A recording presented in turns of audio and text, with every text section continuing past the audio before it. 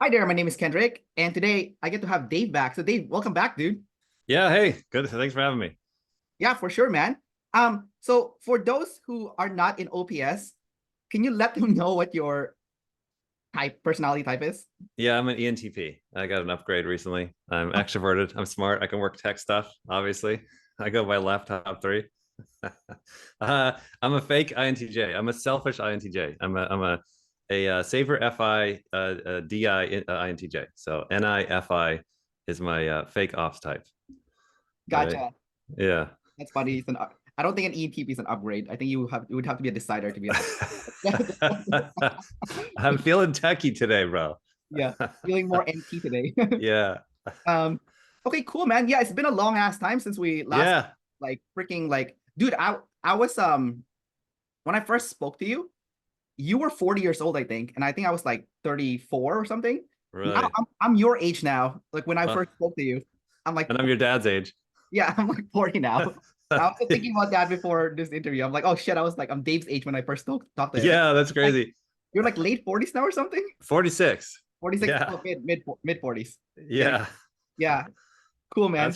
That's great. I love the masculine sensor. I keep track of people's times as well, their ages and their times and stuff like that. Yeah. Yeah, but you haven't aged that much. A few grays, but otherwise, Oh, thank you. Thank you. yeah. Yeah. I stay out Um, of the sun. so my first question to you, dude, I want to talk about your SF consume last. Okay. Yeah. Um, so we both have the same last animal, which is double masculine SF, except yours Yeah. is consume, mine's is sleep, right? Yeah. So, um, what has your journey been like working on that like last animal? Because like you tend to like hammer it onto everyone that follows the OPS system that the last animal is still the problem. Don't get distracted by the new kid on the block, the social type. The biggest problem is still the last animal. That's kind of like what you Yeah. sent to me on your audios. Um, what about you personally though? I'm kind of curious. Like, what has your journey been like with that animal?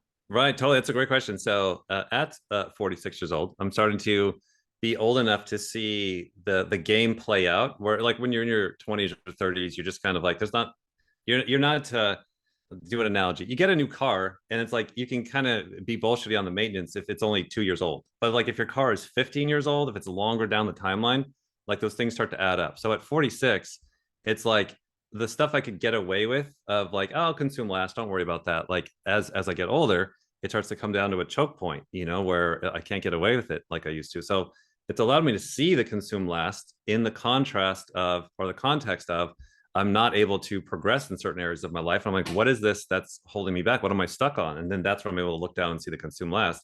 But I wasn't able to see the consume last until I saw what was really sticking me, which is the double activated blast. It was the opposite animal of that. And so I'm able to see the double activated blast of where it's just routinely producing the same kind of thing, doing the same thing in high efficiency. And so there's a like justification of like, oh, I don't have time to get my hair cut or do something for myself because I gotta get more things on the conveyor belt. It just feels like I'm on a machine gun, like in World War II or on a conveyor belt, double activated blast. And if you're DI, it's going to be a blast in your little world. If you're DE, it's going to be a blast this way, or it could be play blast, sleep, consume last. So there's all sorts of different types of consume last, but you still have some obligation to faster, more efficient of some kind of chaotic routine that you have. And so then as your birthdays come along, you're like, why am I expending all this energy, but I'm still not moving at a progressive rate? And then you start to see the double activated blast as being too overactive and then going, okay, I've got to calm that down to get through the consume.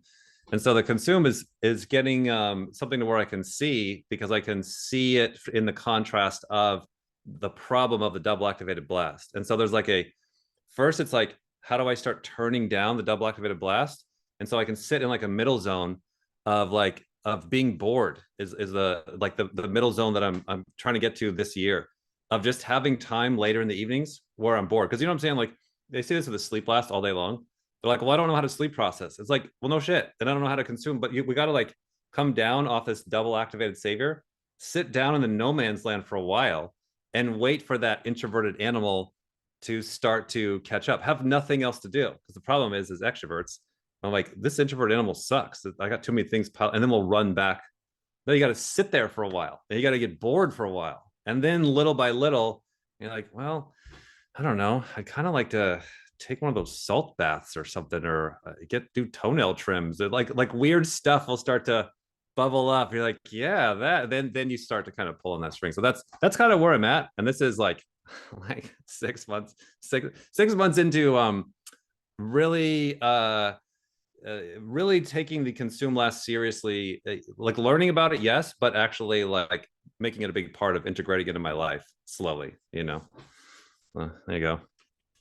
Yeah, dude, that's an awesome, very N like answer. Yeah, starting with the overview, yeah, right. Yeah.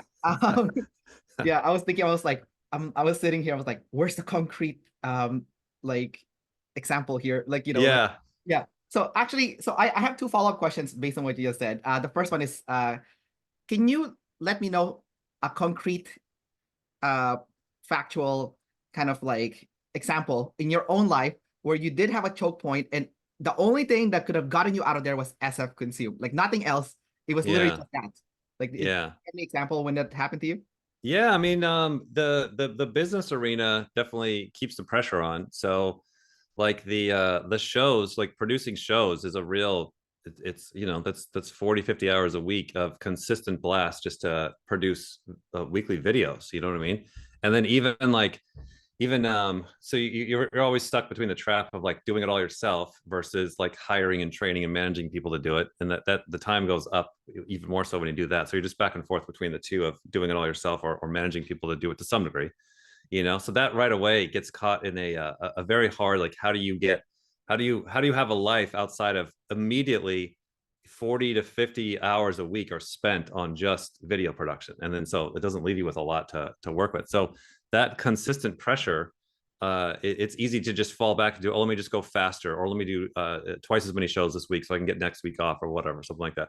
So that kind of pressure really forces to look at, all right, what can I do to get out of being stuck in that kind of a loop? Because that's not a non-scalable a situation for anybody to be in for too long. You know what I mean?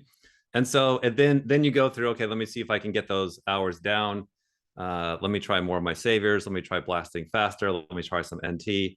And so you end up trying a lot of different things. And then you start to find, like, I guess in my interpretation, the SF consume would be more like it's more of like I guess it would be like I guess one of them is the Listen Linda. Did you see that Listen Linda show Shani and I did? So Shani's got some new formats that she's doing, and so a lot of times I'll get my consume going because I'm hijacking something that she's already started. This first started, we had a water machine where I was doing water distilling, and Shandy hated it. So she created her own water filtration system off to the side. And so you had two running side by side because you couldn't turn the water off. Like you can't be like, we need a new water system. What are you going to not drink for a week while you're figuring that out? So she created one side by side. So that allowed me to let go of the blast of this consistent one and then jump over to the next one. And so that kind of concept we've been doing with, like, I'll be stuck on the shows where I have to keep getting the shows out, but I'm stuck on this loop that I can't go work on a new version. I can't go work on a podcast version or an interview version or a live version because I'm already late to next week's deadline. And so with Shani kind of creating one off to the side, and then kind of with her trying out different SF ways of, let's try a live, let's try an interview, let's try two different studios, different things like this, that then allows me to see and feel the something new in the sensory that is valuable. And so now it's got our gears going, because Shani just did a live show yesterday on YouTube. And one of the impressive things was, not only did she have her energy down from just practicing this last year, but she also had her times down. That was like what was really impressive. She's like 30 minutes on YouTube and 30 minutes on the class, and then she was out of there. And so that's got my gears going of like, okay, that SF that I saw yesterday with her live show, the sensory of the scalable amount of time that was in, because that's one of the things she's working on. She's like, how do I do a show that not only do I really like, but it doesn't kill me on fucking time? You know what I mean? And so that kind of stuff gets my gears going, of where I'll SEC something like that, and then I'll see the value in it, and then that'll get me kind of working on it. That's somewhat concrete. I think I'm getting there.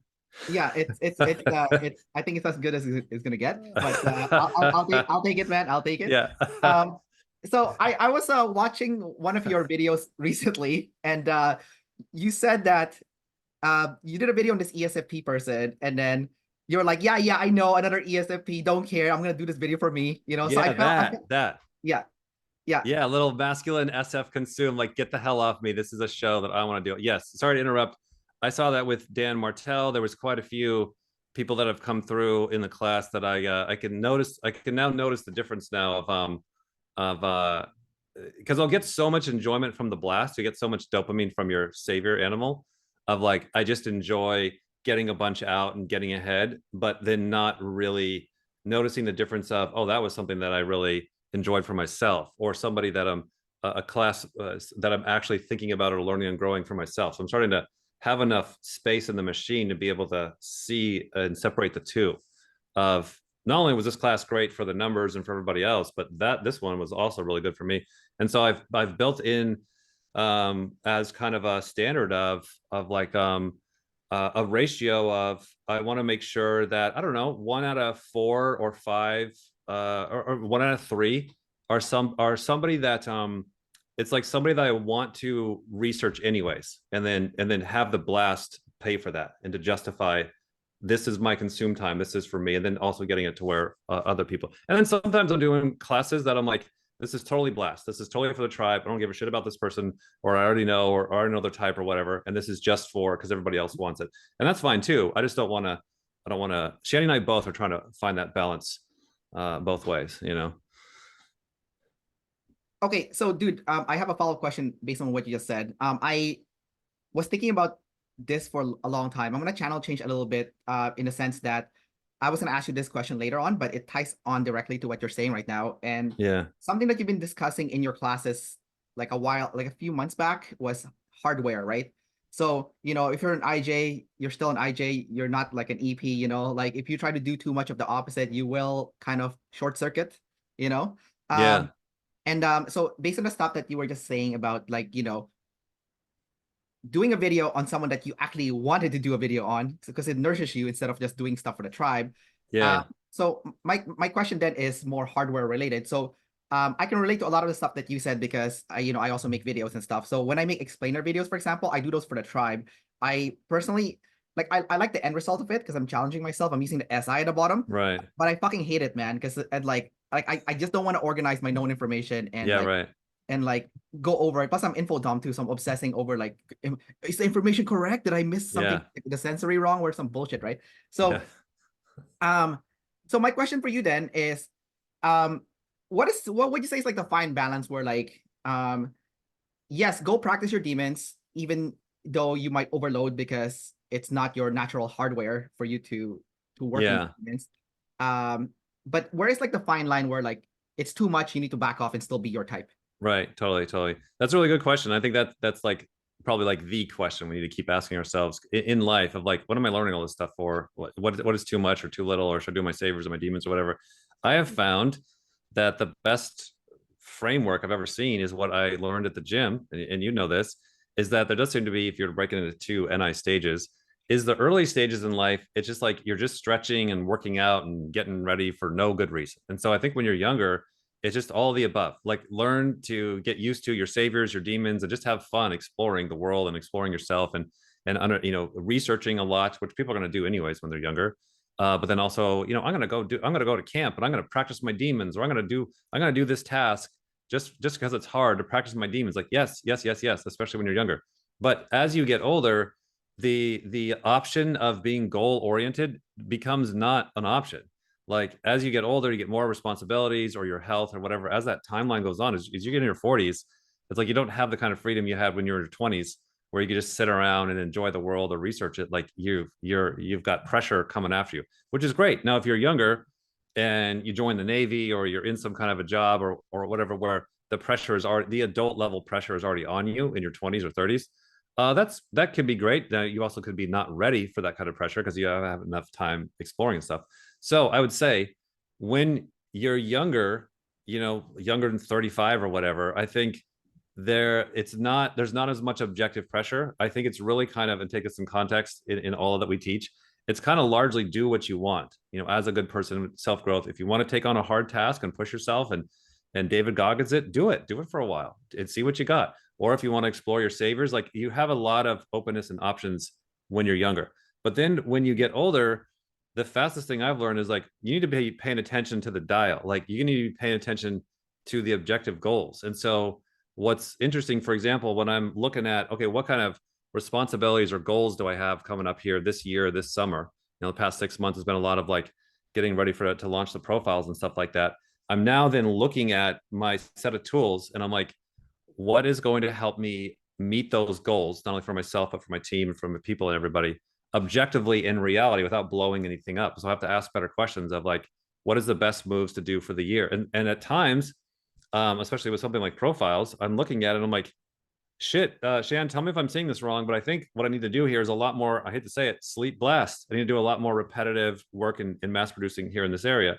And then you get that done. And then now it's entering more into what I've got for coming for myself the next couple of months, starting this week, is a lot of consume play. In fact, this past week, it's been great because I'm now starting to, like as of like yesterday, start sending out emails and stuff. And so now I'm in consume play mode, and time slows down for me, and it's really good. I really enjoy the interaction with people. I enjoy the sales. I enjoy the profiles and stuff. But it also it's new. I'm in consume play mode, so I'm acknowledging that though that's really good for the goals, I then have to be careful that my body has a hard time, especially in the first week with consume play. And so I also, just last thing to interject there is I think that flow state thing is really real. When you look that up and you look at flow state, I think that's a really real thing. And it's not that when you're younger, you should burn yourself out. You should push yourself. You should see what you want to push the boundaries. You want to push the envelope. But long term, going into your 30s, 40s, 50s, 60s, you are paying attention to kind of the flow state. And so if I've got a goal coming up that's going to use too much of my saviors for a while or too much of my demons, I do try and then respect that, understand that, win for the year, switch gears, use teammates to be like, all right, I've been burning too hot here. Can you come in and cover me here? There's times too where I'll yell at Shan and be like, I don't want any fucking self-growth. I'm maxed out for fucking self-growth. Like just cut like the Zoom, just fucking do it for me. I'm tired of growing. No more growing. You know what I'm saying? And because I'm respecting that you're not Superman. You can only just in the gym, you can only grow so much until the small micro traumas of the workout start to flip over and turn into an injury, starts turning into a trauma because you're growing too much, getting something too shocking.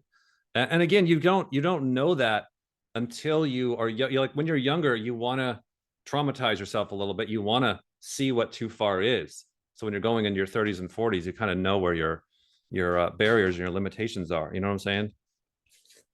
Dude, I have a perfect example for what you just explained. It actually happened to me. So I was traveling for the last 6 months, living abroad, and I've been working out. Yeah, of course, being a play blast crackhead. So one thing I was doing is I've been working out at like different gyms around the world, because like that's like in my SI box, like my physical SI box is gyms. Yeah. Right? I try to go to different gyms every time I go to a different country, just compare them to like what gyms look like versus Canada. So I actually hurt my elbows doing shoulder press and pull-ups in like another gym because their bars are like weird and stuff, Yeah. So I ended up going to a physio, and the physio said something interesting to me. She said, you seem to build muscle really quickly, but then you have weak joints and your connective tissue doesn't, it's not catching up to your muscle growth. So the way, when she said that, I was thinking about your fourth function actually, for SI for me, SE for you. And like, I feel like if you overuse it, like, and you haven't built the endurance yet, like, because you didn't take your time to build up to it. Yeah.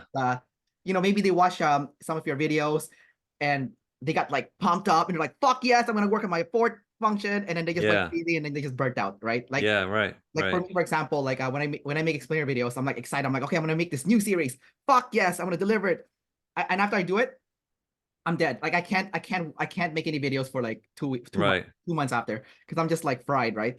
And I've always thought of it in a way, like when I first started my channel, I purposely made it interviews because I knew, even though I knew that wasn't gonna be like the best way to get like subscribers and stuff, like the fastest way, sorry. But you could do it forever. Yeah. Yes, because it doesn't touch my triggering function, my fourth one. It's Right. like it's play, so I can do it all the time. It's kind of like Yeah. with your sleep and blast, you can do it forever, right? So it's like Yeah. you have like so much endurance for it, and then you can like kind of like what you're doing right now with the consume and play. You're dabbling into it, and then Yeah. once you hit your capacity, once you probably know this already because you've probably like done some trial and error with yourself. Um, so you kind of know what your like limit is, right? So Yeah. um what would you say for you personally is your limit for your demons, the consume and play? Like how much, like if you look at it from like a 1 year time span, right? Or even like a monthly time span. Like let's say you can do a sleep blast like 5 days a week. So like how often can you sneak in, or like even how many hours, can you sneak in like Yeah. consume and play, where it's Yeah, okay. totally. Right. I think I think it is. I'm understanding that that last animal, last function is really directly tied to the overactivated one because I don't. So take this in context because yes, we do have the weak muscles at the fourth animal in function, whatever. But just like the muscle analogy, say there's a muscle imbalance, it's the overactive one that is causing so much problems to the underdeveloped one. And in going into physical training and stuff, when they see a muscle imbalance in somebody, the first thing they're trying to do before they even start working on building up that weaker one is they try and relax and get the muscle knots out of the over dominant tension one that's just causing all the hell on the body chain. But the smaller one can't even get caught up with that dominant one. So what I've noticed is like my consume and SE and all that stuff is fucking fine. I can do that all day as long as the God King saviors aren't threatened. It's as soon as I see the efficiency going down or the numbers going down or whatever it is that my blast is locked onto, of like my blast is obsessed with this is efficient and this is what needs to be done, or here's the standards.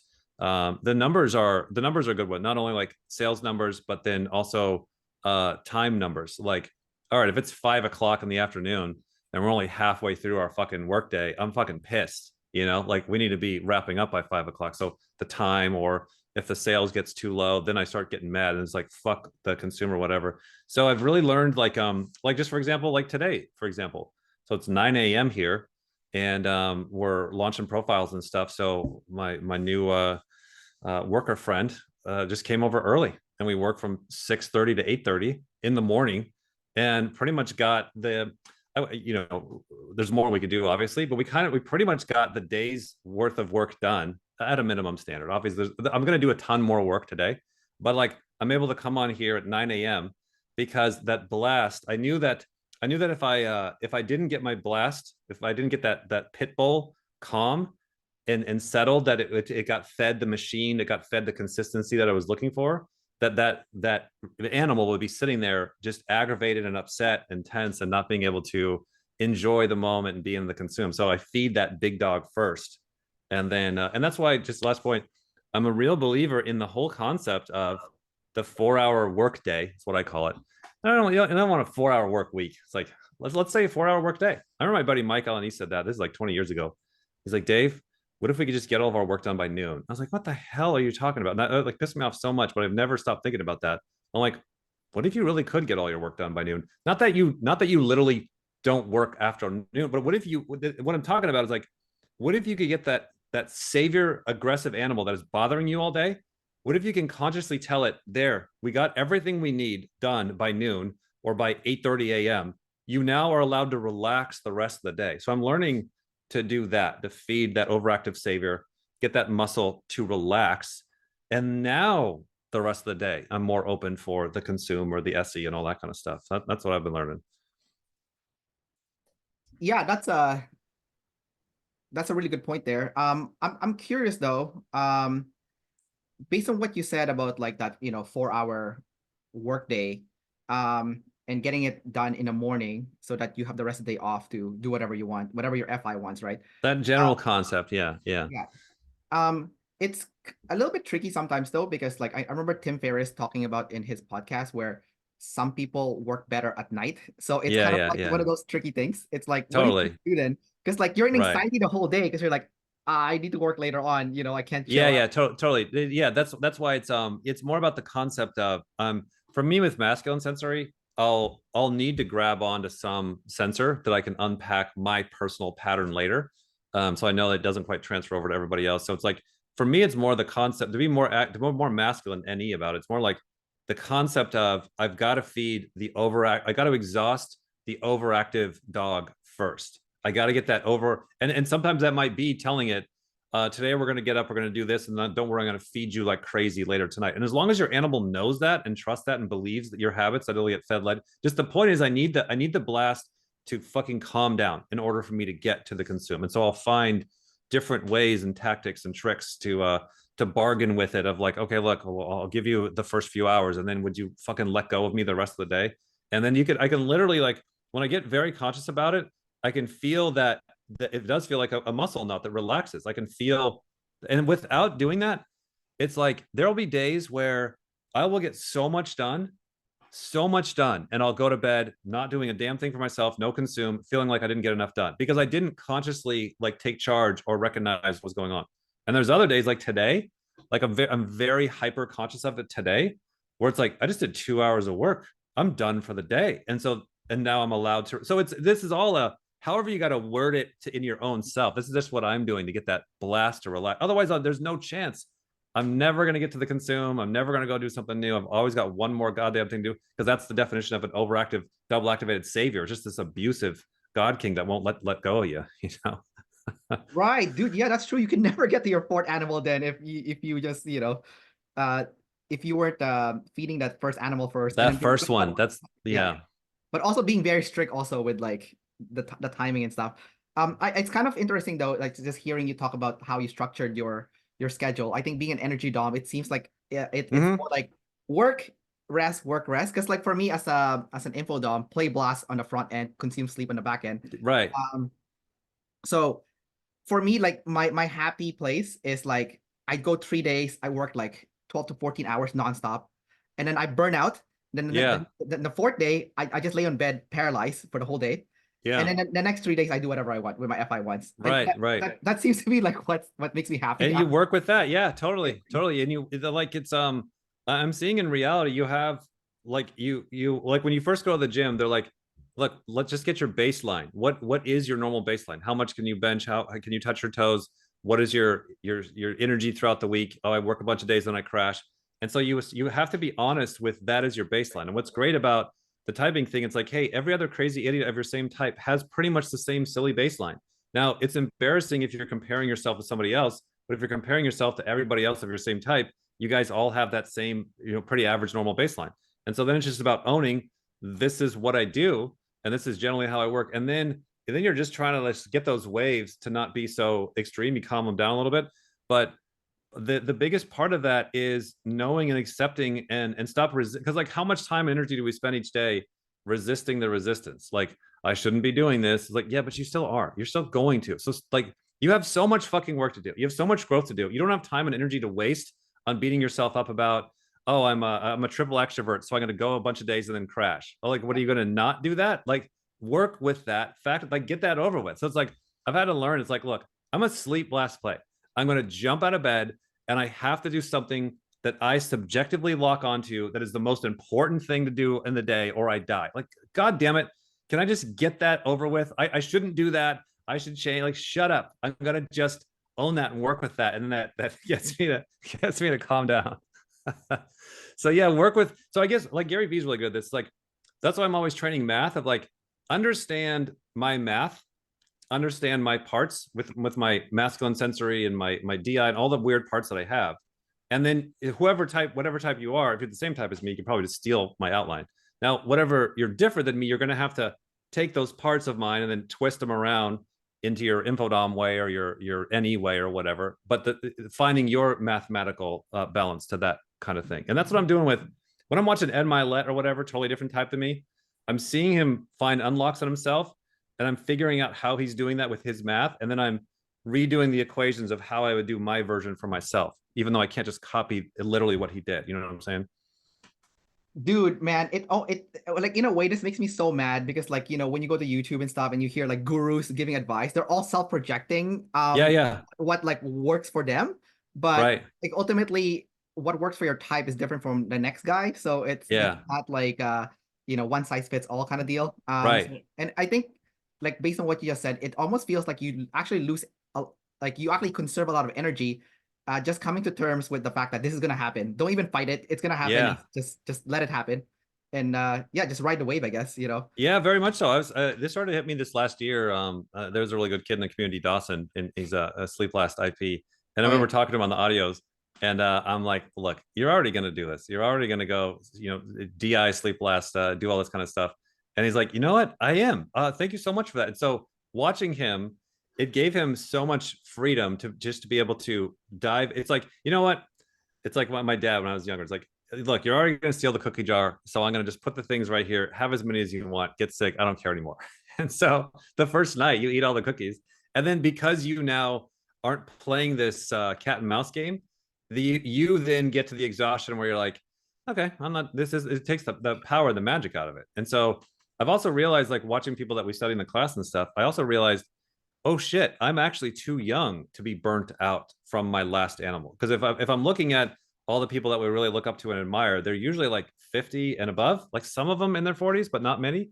And the ones that are younger, they've gone through a massive time under tension when they were younger. So they still put in their time, they just put it in way younger. So I'm looking at my age, and I'm looking at how many hours of time under tension and stress I've been in my life, and it's not enough to get me exhausted from the addiction to the double activated blast. And so this past year, it's why I'm kind of looking at my goals and I'm like, I know this sounds crazy, but I think the fastest way to get to my consume is to actually allow myself to do more sleep blast consciously. Like, oh, you want to smoke, huh? Let's have more cigarettes, and going the other way. And I got to tell you, that has absolutely been the right way for me at this time. Now, again, depending on your type and your age and stuff like that. But what is now getting me to like beg for consume and beg for SE and beg to go on a road trip is because I was consciously getting myself out of this purgatory middle ground. Oh, I'm doing too much blast. I shouldn't. Oh, I'm doing too much. You know what? Fuck it. I'm going to just go all in on blast. I'm going to stay up late 7 days a week. Let's go. And now 6 months later, I'm just like, okay, I'm done. I, I I'm done. I want to go on a car ride. I don't want to sit at this desk anymore. I don't, no more cigarettes, no more cookies, no more blast. I'm done. And that worked. And I'm seeing that with young kids as well. As you're just gonna have to exhaust yourself out, which is what's happens with Mike Tyson's a good example. The guy's under so much pressure since a young age. You finally get your resistance gets wore down, your exhaustion before you're allowed to go to that last animal. Right. Yeah, you're gonna love it getting older, everybody. Turning 40. You look back, right? You like, I think Frank James said that. He's like, you can pay me to be 25 years old again. Like, just as you get older, if you're on the self growth path, you're looking at to get free from these obsessions that just control you. Not to get too personal here, but at 46 years old, like the hormones, they go down a little bit in your late 30s, and like just to have a manageable sex drive. Again, not too personal, but like remember, like when we're like 21 as guys, like your brain is just hijacked with these sex hormones and chemicals. Like you can't think. It's just a possession. And now to be older, to have that, like, oh my God, I can think again. I can have my mind. There's not this one track. It feels the same way with the blast. Feels like it's going through like my blast needs to go on TRT or something. Like my blast, the hormones are the blast Oh hormones really? are dying. Yeah, it feels like they're dying. I'm like, good, fucking die already, would you? Lighten up, dude.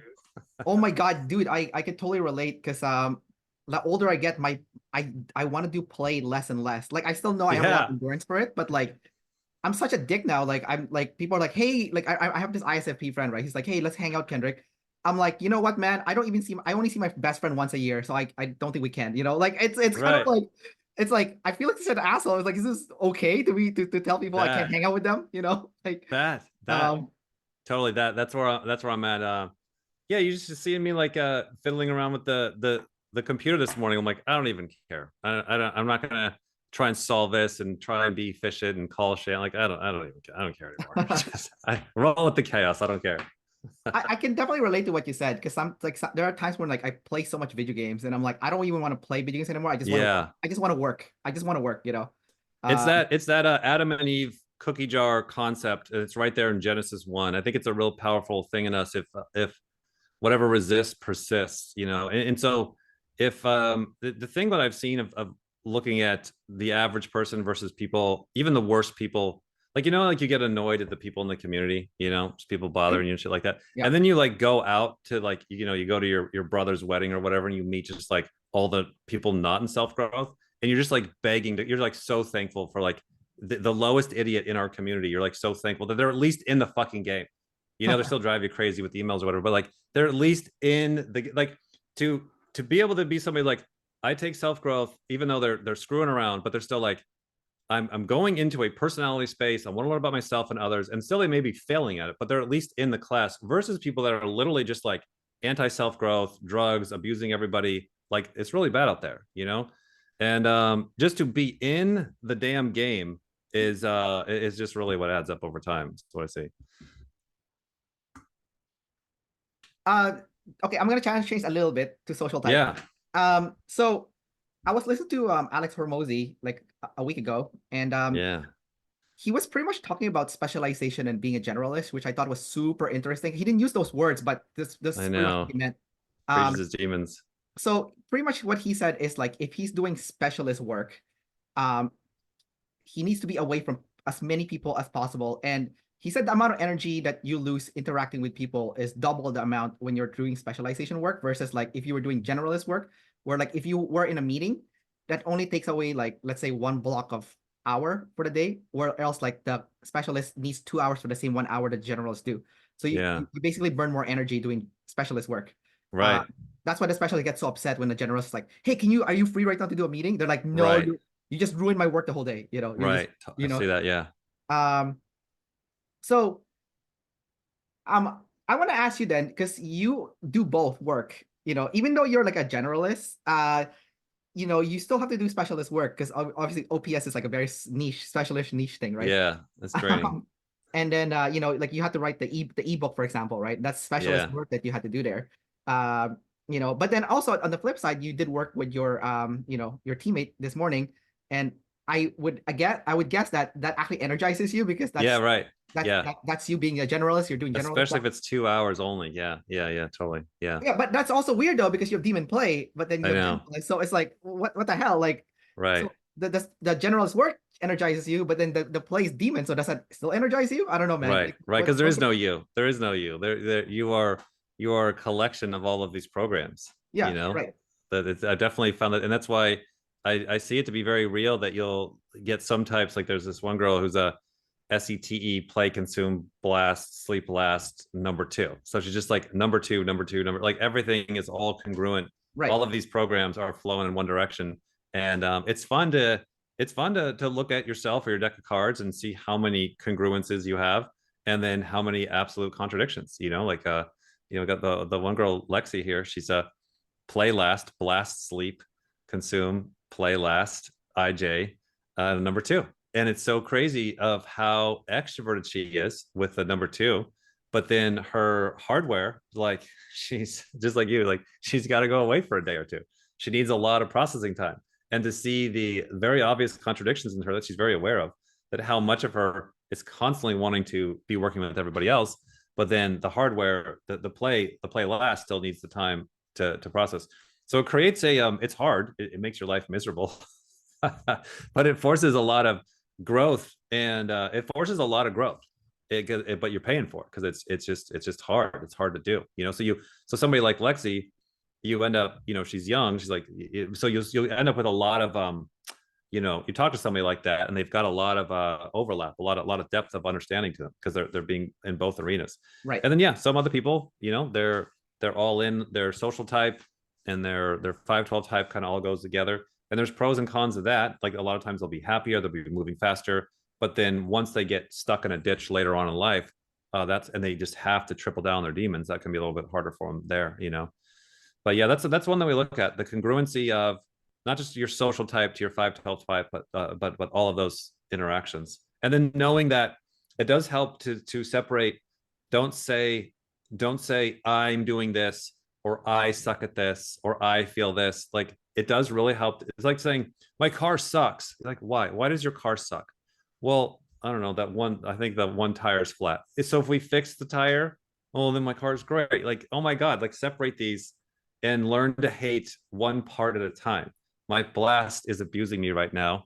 If I Right. can get that taken care of, everything else is actually pretty good. You know? Right. Yeah. No, that makes a lot of sense. Yeah. Yeah, that's true. The car could be sweet, but it's just the tire shit, right? So Yeah, you don't realize it. Like, yeah, it's like when you diagnose someone else's stuff, and you're like, okay, so what really, and then you get down to the details, and it's just like, really? So if we just fix this, well, yeah, then everything else is actually just fine. yeah. Okay, so it's not as bad as you thought.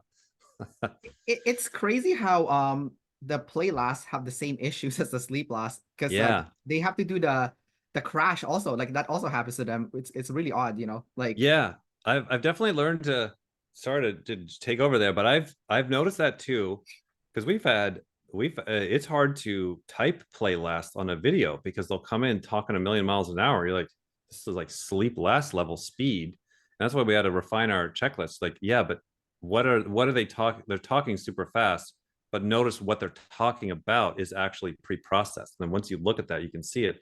And so I've learned. So whenever I'm having consistent errors in typing, I'm like, what is that's I didn't get that off every once. I got that off a lot. Let's say with the play last versus sleep last.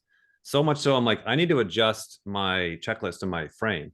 And so what I found myself doing is I'll zoom out with EPs and IJs. I don't actually look at them as two separate on the opening moves of typing. I just look at observer or decider, and I look at what can they not do. And so I'll look at the decider cannot quickly and easily move from people's points of view, and the double deciders can or whatever. Because too many times I've had EPs come through that are double activated masculine SI at the bottom, or crazy ass super chaotic IJs, like a blast play consume sleep last IJ. How the fuck are you going to catch that? Or right. sleep last play or whatever. And Right. so I've learned to just not even try and catch EP or IJ. And then also I've also learned like with sleep last or play last, because I'll see there's a lot of sleep blasts that'll come in. They're very calm, they're very quiet, they're very introverted. The one that I work with here, very calm, very quiet, very introverted, and there's no way. And then I'll get a play last that's talking a million miles an hour. I'm like, okay, how am I going to not get tricked by that? And so I have Right. to zoom out. And I've noticed exactly what you're saying. I'll see this with Lexi, is that the play last, man, if you catch them on their manic, which is a couple days a week, Yeah. they will outwork the energy downs. They're working like a sleep last, and then they crash. So I just look for, well, where you catch everybody is the info doms, play last and sleep last. Those are the ones that do have the 24 to 48-hour crash that the energy doms don't have as much compared to the info doms. And then I'm like, okay, so you're not energy dom. And then I'll go to work to figure out if that's play or sleep last. You I think know? it's nice hearing that from you, because it like validates the fact that it's okay to have those crashes. It's just like for you guys, that the energy dom, it's gonna work differently for the info doms, Yeah. like Yeah. Yeah. We don't do it. Again, 1,000 of our team versus 1,000 of your team. So it's like people out there listening, be very careful to not try and type yourself. Try and get to know the coins. So people will be like, well, I don't do that. Like, no, I'm not talking about you. I'm talking about 1,000 people averaged together that are info dom versus 1,000 people averaged together that are energy dom. And then you got life challenges and growth. So I'm averaging the two teams together. So speaking very generally here. So very generally here, the energy DOMs, when you add them all up, and they don't have the extreme crashes that the info DOMs do, or the and it makes so much sense. Like I've got a lot of people here that are I'm getting used to sleep last, and I was surprised to see how much consume last and sleep last are very similar as far as our burnout and our 13-day crashes, and it's very very similar. So just like extroverts in general. And then I also have gotten more conscious because I really feel like you can't really learn a type unless you're like living with them, working with them. That's where I'm just like, oh man, I'm getting so much depth. If I could just whatever crazy person is working here, it's like, oh man, just like gold, right? And right. so for example, this last week I was working with two sleep lasts, and so we're getting a lot of stuff done. And so there was three of us, and they're both sleep last. And what I was strategically doing, and they didn't know I was doing this, is we're doing a lot of stuff, right?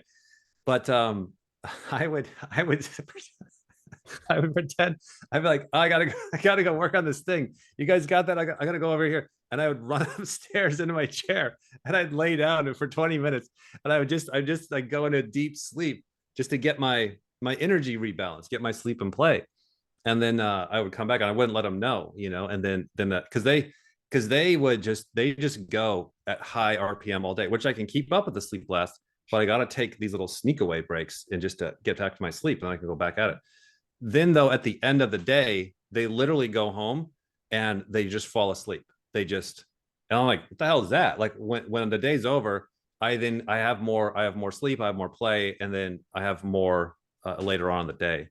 But I've definitely noticed that. And then also too, it's been fun with the sleep blast to invite them to a 10-minute processing time at lunch, and that it'll be weird for them because they're like, well, if I'm going to process, then I'm going to be done for the day. I'm like, let's just jump in for 5 minutes. They're like, you can do sleep for 5 minutes. I'm like, yeah, just a straight run, just real quick. We'll jump in, jump out. Just like when you show me a video real quick, I got to consume real quick, and then we'll go back to work. Right. you know. And how does that work for them? Does it help them, or does it?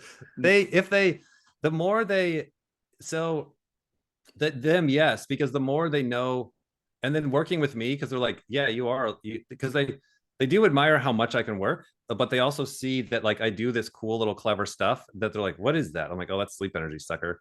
And so, but I tell them too, I'm like, hey, it goes the other way when you guys I'll like fucking, I'll be in the middle of like something surface level, and they'll both just like dive into consume. I'm like, they just got quiet. Where'd you go? And they're just like in their laptops. I'm just standing at the whiteboard and everybody's listening. And they're just like consuming. And they're like, right now. I'm like, for me, I'm like, oh, you do that at the end of the night. Like you have a big consume tidal wave. You do all your research at night, because Right. your bad animal goes at the end of the day. So for me, it's draining to be like, oh God, we're gonna like stop throughout the middle of the day, research something we don't know about for 20 minutes, and then talk about it. Like if I'm learning something, I need the rest of the day off.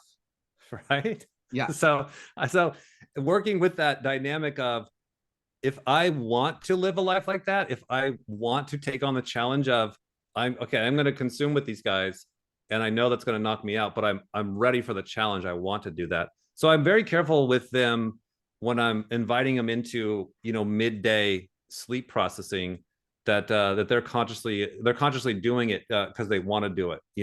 Otherwise they'll fucking punish me. They'll get trained and aggravated and crash the next day or whatever. Oh my God, I'm so intrigued because I'm sleep last. So I'm like, oh, this is like the thing happening here, Like, Yeah. I am jealous about the consume last, where you guys can produce like a machine without having to stop to consume. Because like as an info dom, it's so annoying, man. Like if like I'm working on a series, for example, I have to do so many consume. Like even in like I'm recording my video, and then I just realize I'm like, oh shit, I'm missing this Yeah. one data. And I have to stop Right. recording. And I have to go gather it now. It's so annoying. It's like it's not as like as smooth as you guys, where you could just like attack like a machine, and then I mean, you'll probably have some holes in between because you're not Right. getting to It gets consume. But old. It gets old and stale. Yeah, long yeah, term. Yeah, it's good to start, but it gets stale long term. Yeah. yeah. Well, it's also crazy because like I remember I went to Vid Summit, like that's like the YouTuber like event. Like Mr. Beast owns part of it. It's like all the Oh, YouTubers go nice. there.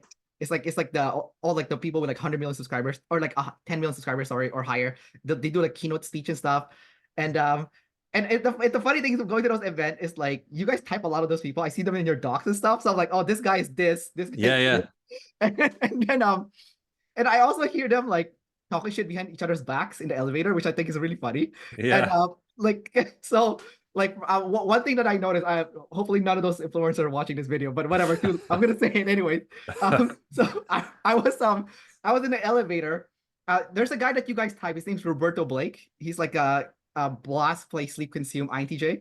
I saw him in your docs. Sure, sure. Yeah, and I saw the EP YouTubers were talking shit about him, the ESFPs and Yeah. stuff, because they said, 5 years ago when we were in this event, he had more subscribers than we did, and then fast forward 5 years later, we all have like, multi-million now, and this guy's still stuck at 500K, and Yeah. it's because like he hasn't changed his Right. video Right. production to like Right. what's working right now, and like Right. all the EVs already jumped ship, so Yeah, yeah. they all beat him. So while Right. he was ahead on the front end, he couldn't get to the next level. He was stuck. Right. Right. Yeah. That's IJ way. That's exactly yeah, if you look at my old RC channel, hundreds of millions of views. And now I've just like own it, that I'm like, look, I'm just blast sleep, putting out the bare minimum. it's fun in life. Like if you're aware of the goals and stuff, you're allowed to be like, look, I know I suck. I know I'm just blast sleeping this out. I know, you know what I'm saying? Like there's so many, it's like where you're at now with sleep last or whatever. You're like, look, I know. Like, cause it's so hard to see these things about yourself. And then the time delay of any kind of growth is coming in small increments over the next 20 years.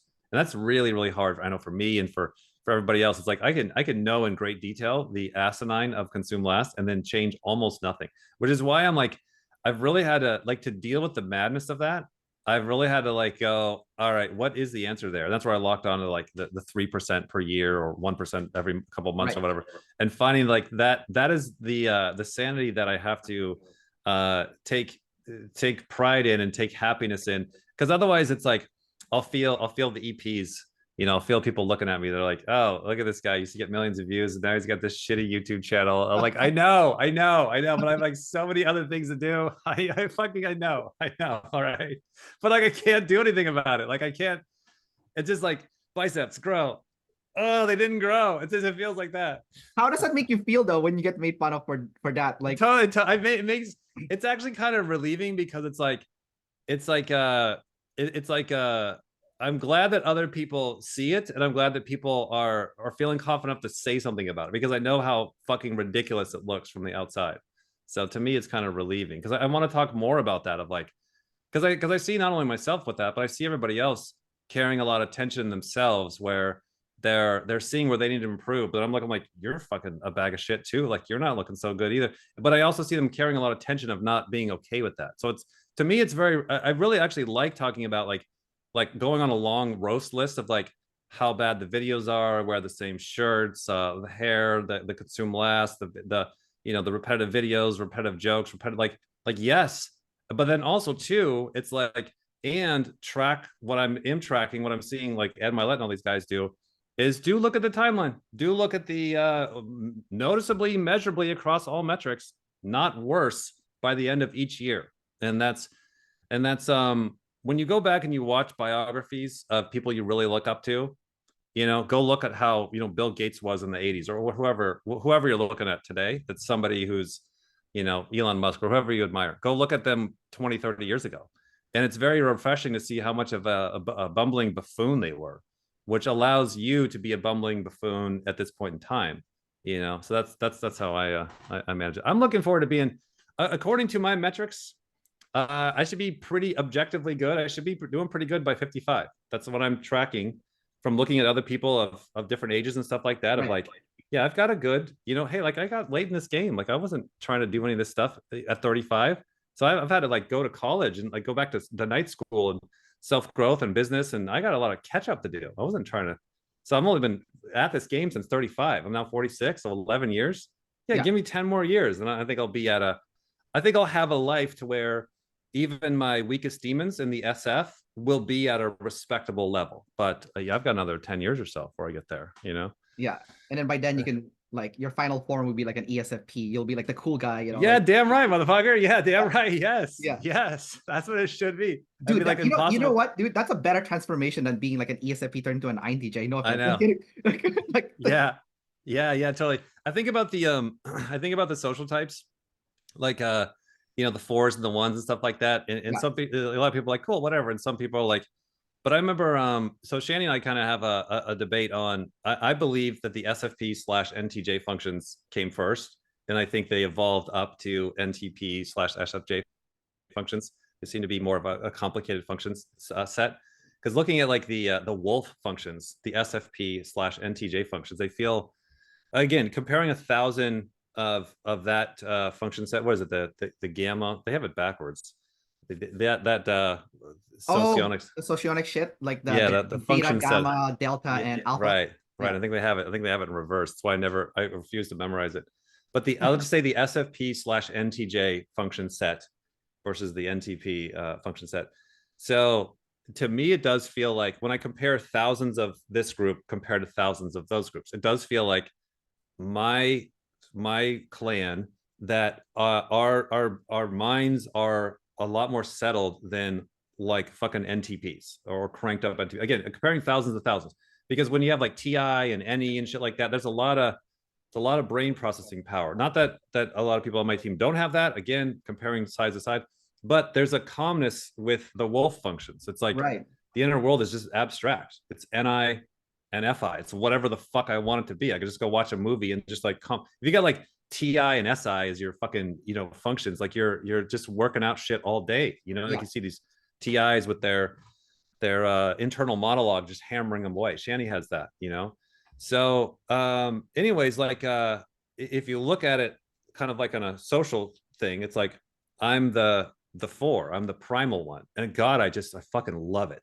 I just love that groundedness of the wolf. I can see and I can respect the NTPs and SFJs with their crazy brains, and I can see that they're higher in the mental space in a lot of areas. And I can see that they can do things that I can only dream of, and it's really amazing, and it's really great, and I'm thankful for them, and I admire that. But goddamn, I've really just I love the groundedness of the function stack that I have. But it took me a while to get there. You know, you gotta go through the times where you're looking at everybody else, like, oh, I wish I had that one.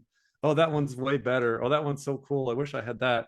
And then you get to know everybody else's crazy problems, and you end up kind of really loving your own, you know, and finding positive stories for them. So are you saying that if you have intuition as your your introvert animal, you're more calm than if you had it as a sensory?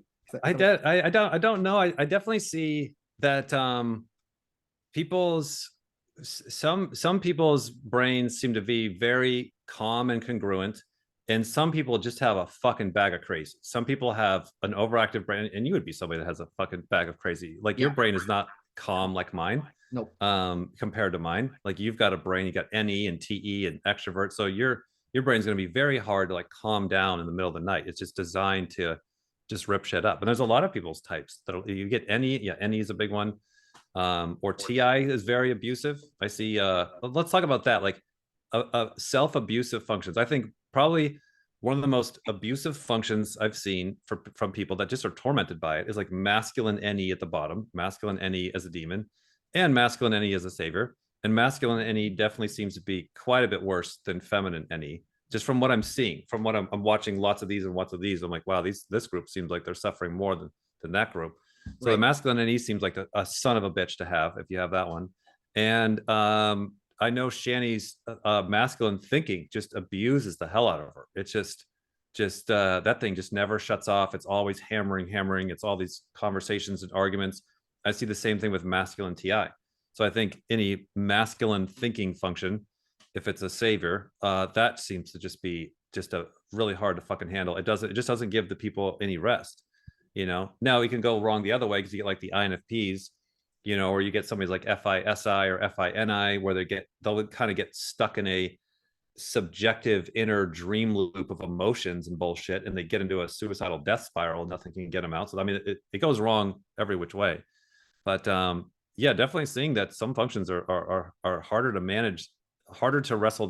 Some functions never want to get settled, like masculine NE or masculine T. I think they're always looking to fight, you know, compared to other functions, softer functions.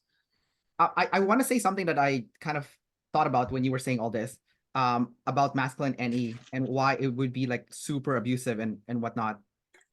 There's your consume last drinky. Just kidding. A good time. Um, I got beet what juice. what I was thinking, dude, is like with the masculine NE, you are like aggressively future projecting all the possibilities, and it never ends. And then the concluding function, the opposite is SI. It's feminine, right? So it's like insecure. So it's like you know, like so I have feminine NE and masculine SI, right?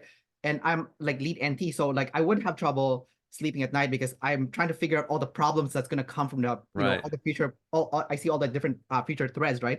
And all the problems that can come arise from that. However, because I have masculine SI, once I do find a concrete solution to those problems, I feel settled, and then I can go to sleep. You know what I mean? Right. You're not top heavy. I call it. If you got masculine at the top and feminine at the bottom, like wow.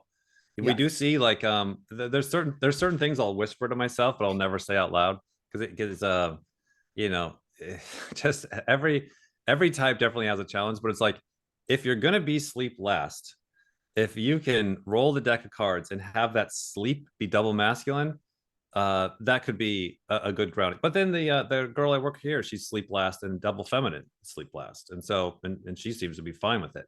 Yeah. But what I do see is I think she's somehow found her leverage of, and Cody has that. Cody has double feminine sleep, and he doesn't have any problem with it, you know. But whatever. These are like subjective things. I'll look at people's deck of cards and be like, where are you totally fucked? And then where do you have something that's pretty cool that I know you can leverage off of? And I do see people that are sleep last, if that sleep is masculine, that gives them exactly what you're describing. Once it does settle, it can lock in, you know. And I feel that with my consume, it's like it's a masculine last animal. So once I can get to it, I can really get to it, you know. Do you think it's the social type that affects that? Like, so for example, your son, you know, he's double masculine, right? And double feminine inner world. So because he's a number 4, like he doesn't care about the ego, you know, the sleep, you know, like process Yeah. identity as much, like having like, you know, the thing. So Yeah. it's not as affecting him as much. Do you think Right. that's I the think it factor? might. I think it might be because I haven't quite figured it out because I'll see somebody that, let's say somebody who's your same type and their audio, so they have double masculine SF sleep last, and then Right. somebody who's your same type of visual, and now those same demons are double feminine. So again, comparing 1,000 of those, 1,000 of those, some will be crazy on both sides, and some they seem to like. It seems to be like whether you can figure out how to make your functions work or not. So Gary V, I think, is one of the best examples where it's like his deck of cards should be like there should be nothing stable about that guy. Nothing stable. He's FESE, play blast, consume, sleep blast, double masculine number 1, double feminine NT, inner world demon. Like nothing about that deck of cards should be stable at all. And I don't know, and I haven't seen enough of those exact types to know if they're like actually they are totally stable. It's like, well, then I don't know why. I don't understand why.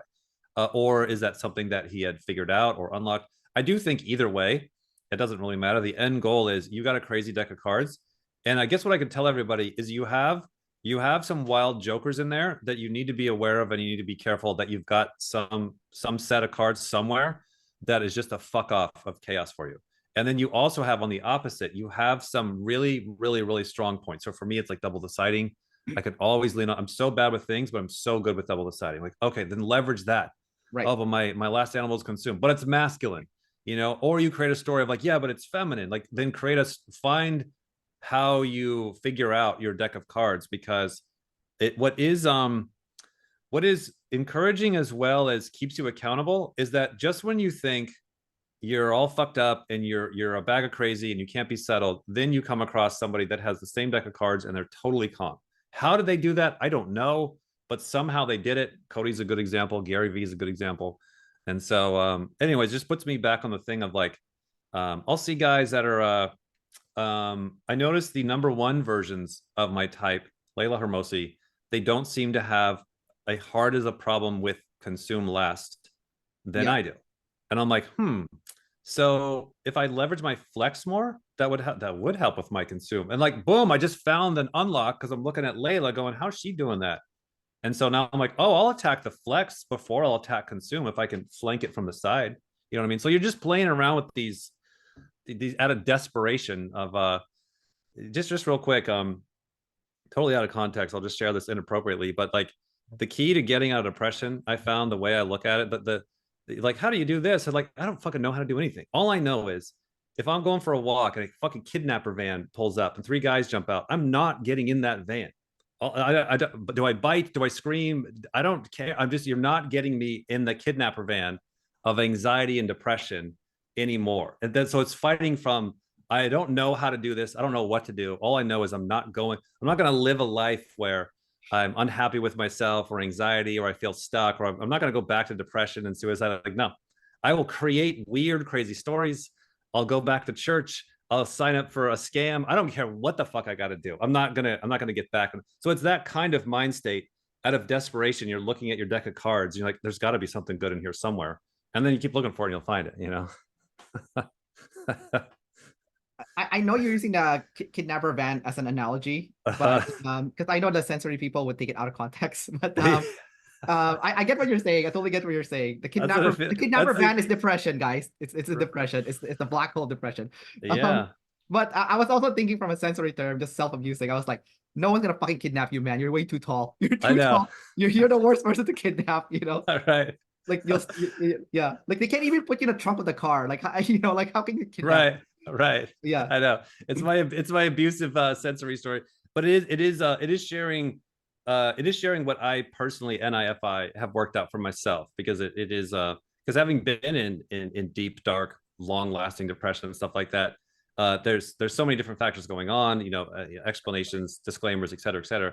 But a big key of it, that if you ever can get out of it, I found that this mindset, not only with depression, but just any type of extreme goal setting where you're in an unfair situation, where like you when the professional looks you over, you're like, let's see, yep, you're totally fucked, so you're allowed to just roll over and die, and we all feel sorry for you. Like when you're at that spot, like there is a thing in the hero's journey that's in all the fucking movies, which is called fight. That's again back to like, I love that about my wolf functions. I love that I have a fight, a non-rational masculine FI, masculine consume, that when all the logic says I'm fucked, I'm just there's a part that I've learned to find that used to rip me apart, that I can tap into that and use it to fight my way out in a very non-rational way, which is why I can't share that objectively. I'll share it with you and everybody in context. So I totally understand it. But it's still another example of like, find your deck of cards that gives you this superpower, that gives you a breakout, that gives you an irrationality. And then also what's fun is then try, once you find these breakthroughs for yourself, try and share with somebody else. And they'll be like, well, that doesn't work. I can't do that. Well, you're like, I know. So it's like you have to do it for yourself. You have to do it for Right. yourself. I just want to make one comment and a follow-up question. So Yeah. when you were saying earlier that you had to tap into the social type number one to finally consume, because the consume last social type number ones doesn't seem to have a lot of problem with it. It helped, yeah. The thing I was thinking about is, I think subconsciously, if you're social type number one, you will do whatever it takes to win. So if Yeah. it's using that, fourth animal, even though you don't know it's consumed, like Right. you'll use whatever leverage you can to win. So I think that's kind of like what they're doing. So maybe that's kind of like Right. what's happening And to you. I have flex not last. So for me, Yeah. I could barely get to that. So a number 4 version of my exact type would have to go a different way, I would guess. They might not be able to, because my flex is right there. I'm like, I could leverage that. Right. Yeah. So my follow-up question then is with your flex. So, we're both social type number twos, and we have flex third. So, like for me, like I always tell you, I've been to like 100 countries, right? And that's kind of like my flex, where like Yeah. I purposely did that because I didn't want to like, die in my life being a loser. So I wanted to like be known for something, and like, and also like, if I'm in a social interaction, a job interview, or whatever, I just want Yeah. people to leave that interaction and they know something about me. It's like, oh, you're that guy, 100 countries guy, So I have Right. something that like my name is stamped into. Yeah. So I'm wondering, where is your outlet for that like flex? Where's your outlet? Your chill flex, that's what you call it. Yeah. Yeah. Yeah. The typing is feels like my flex and specialization. It feels like a lot of the long lasting Dave Power stuff is going to be in that. I know for my life, I want to be known for not only the discovery of the code, but then also what I'm really working on is somehow being able to build a foundation to scale it. So like when I'm gone, that it's in some type of replicable, you can reproduce it, whether it's writing, training, AI, etc. So I feel like for myself, I'm feeling a lot of flex, like not only with the typing procedure, but then also with AI. I don't know if I've got you caught up on that, but No. being able to get into AI this a few weeks ago, and having a lot of massive success with AI, I feel like a lot of power, a lot of flex power there, because I've seen a lot of people like try and do AI and typing and stuff like that, and I just came in and like fucking killed everybody. Like the level of which I'm able to work with AI and do the typing is just massive. And so I feel like, okay, I'm like really good at this dimension. So I feel like that's one that I'm going to be kind of leveraging and building off of my flex there, of combining the specialization of typing, understanding how to type, and then combine that with AI. I feel like that's going to give me a very large, extroverted, flexy show off force in the coming years. It's a pretty big one. Yeah. Yeah, I mean, you are very much known in the personality space as like one of the big shots, right? Like, for like online influencer to this. I know you hate the influencer word, but like, Yeah. but you are, that's Yeah. what you are. You and Yeah, Shanna, sure. um, but I'm curious though, how do you feel about all this like other companies, like all these other people taking the OPS system trying to turn it into a business in terms of like AI and stuff? Like, do you feel like, I gotta crush these motherfuckers, or do you feel like, no, I'm a number two, friends, whatever, don't care, Yeah.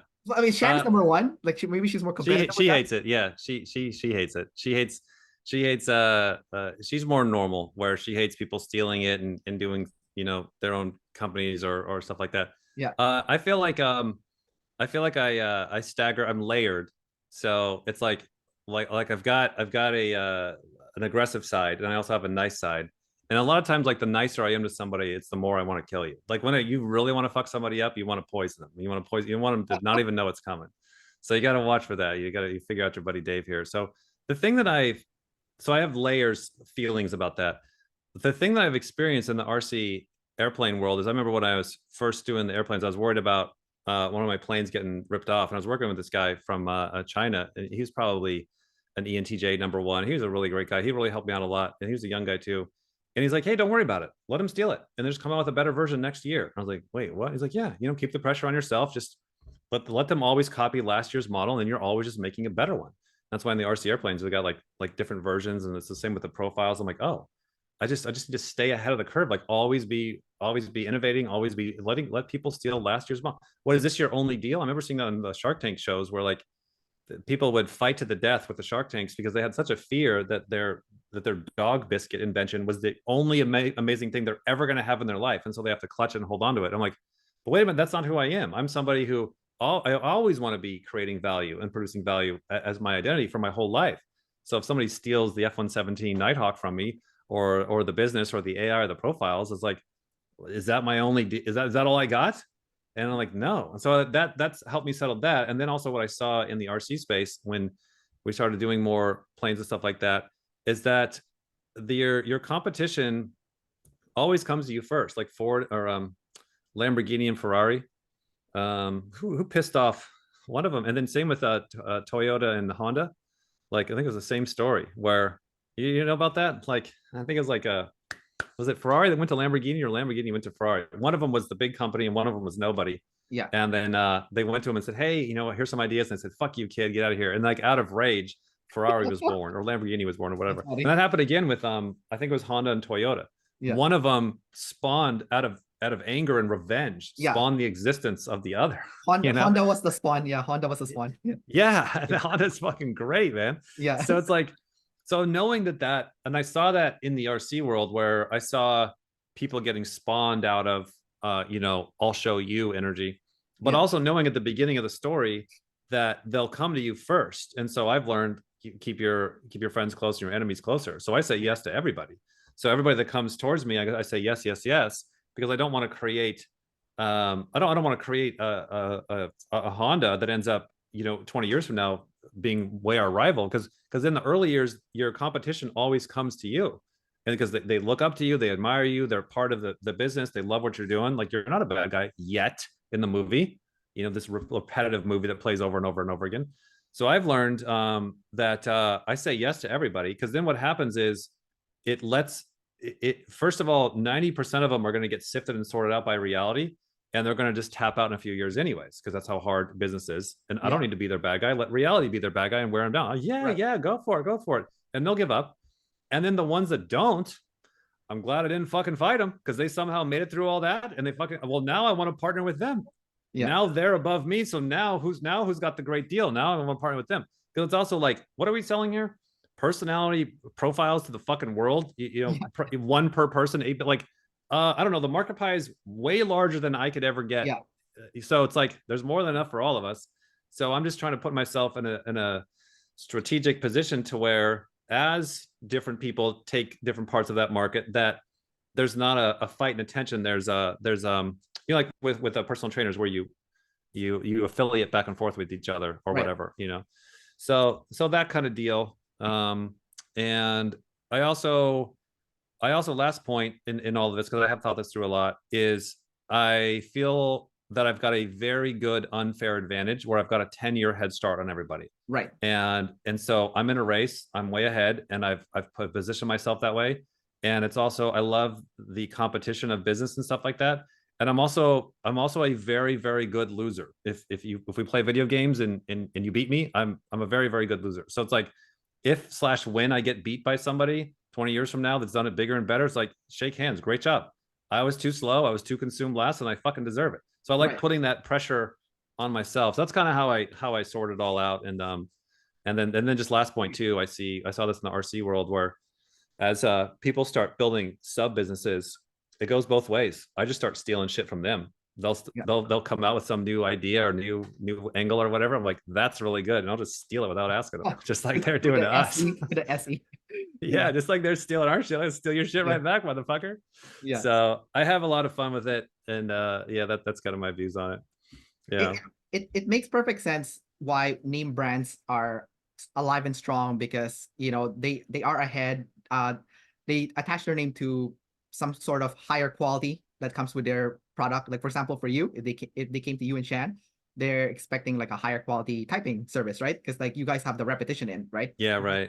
Compared to other people. So it does make sense why and also I think I read this book called 22 Immutable Laws to. Yeah, I know that one. That's an old one. Yeah, right. And then they always said that like no matter what business you're in, it's always going to be Coke and Pepsi. So there's always going to be the second guy. So you can't really stop that from happening. Right. There's always going to be, and like, but there's no third person. Usually it's just like Coke and Pepsi, right? So yeah, right. Like for that niche, Honda and Toyota is like reliable cars, for example, right? Ferrari and Lamborghini, luxury cars, right?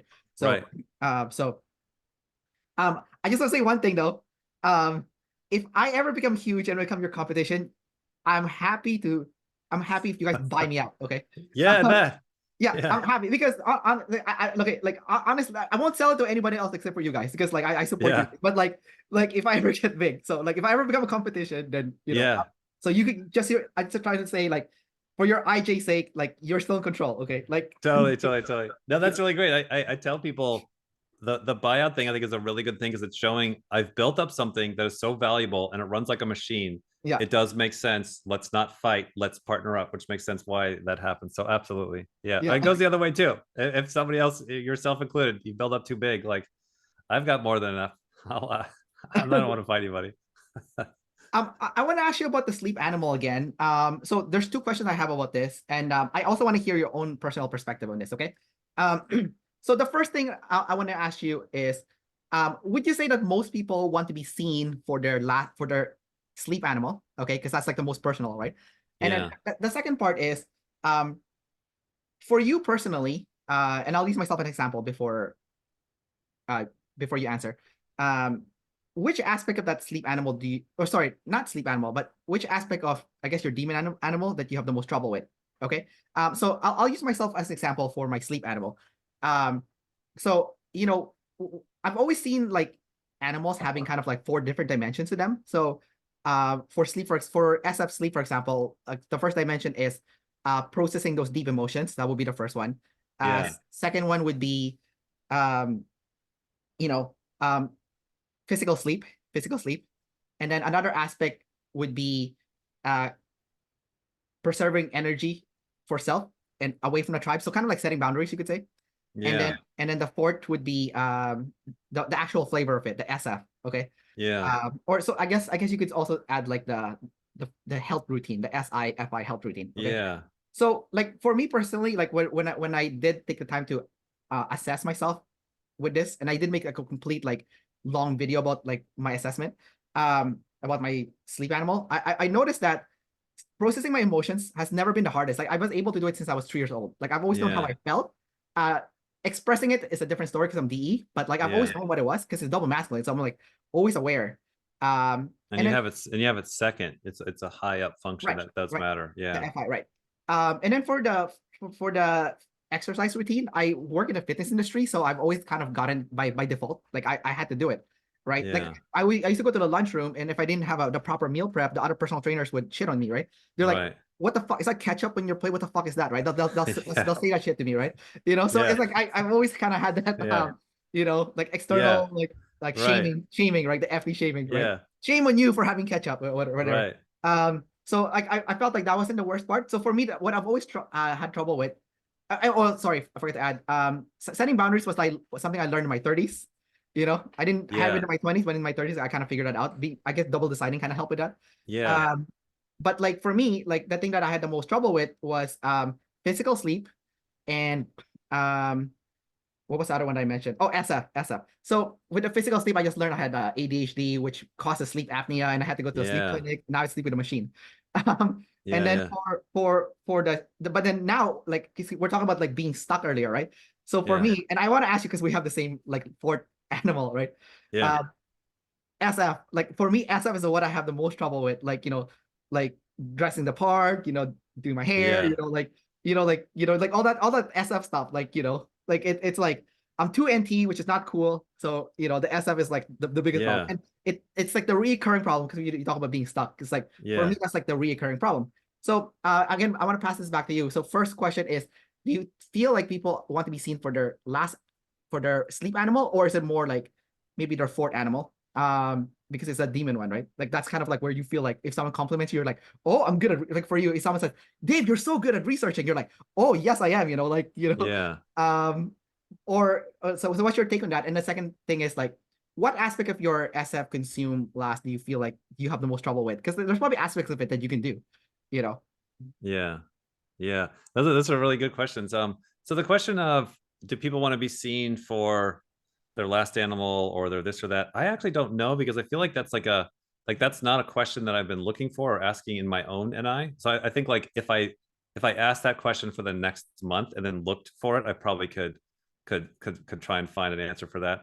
So I don't really know. And also too is like I'm looking at into my own blind spots. I'm like, do I want to be seen for my SF? Or like, I guess in some regards, again, in some context, I do know when it a lot of what we're doing is we're tracking through the goal of typing. So it's like the amount that I really don't care that much about what's going on in somebody's life is still rather high. It's like I don't. I'm here to like get their type accurately, and then along the way, I might get to know this individual, or I might get to know more about human psychology. But that just kind of comes with time over time. So the biggest thing I'm constantly filtering all of my information through this focus of like, how the hell do I type better?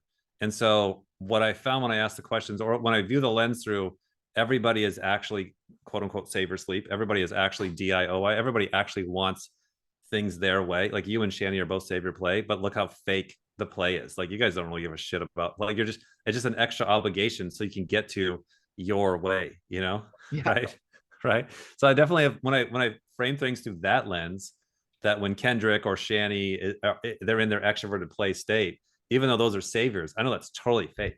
That I can see that as a savior, but I know really you're more about, just like everybody else, myself included, Jerry Seinfeld included, you're more about how do you get things your way, DIOY. So the power of, we're all introverted, we're all save or sleep. I also see that when people type themselves inaccurately on their tests and stuff, is that a lot of times they'll be looking at their introverted functions or their masculine functions, because they're like, if you have a feminine savior extroverted function, they're like, that's not me. You're like, I understand, it kind of isn't you. That's your savior, but yeah, this introverted function that's also masculine is much more closer to you, if that makes sense. And then I think like yeah, if to answer your other question, like, yeah, I think Shani is really proud of herself when she blasts.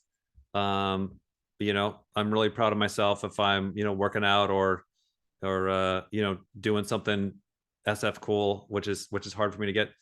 Another point there, I do notice that people that are savior NT, and I forget about this because I'm not savior NT, is that just like all functions are not created equal, the introverted functions are, I think the introverted functions are king, and then the savior functions are like the queen. So the introverted functions were more our introverted functions than anything else. And again, you're not any one function, but those are the ones that carry the most weight.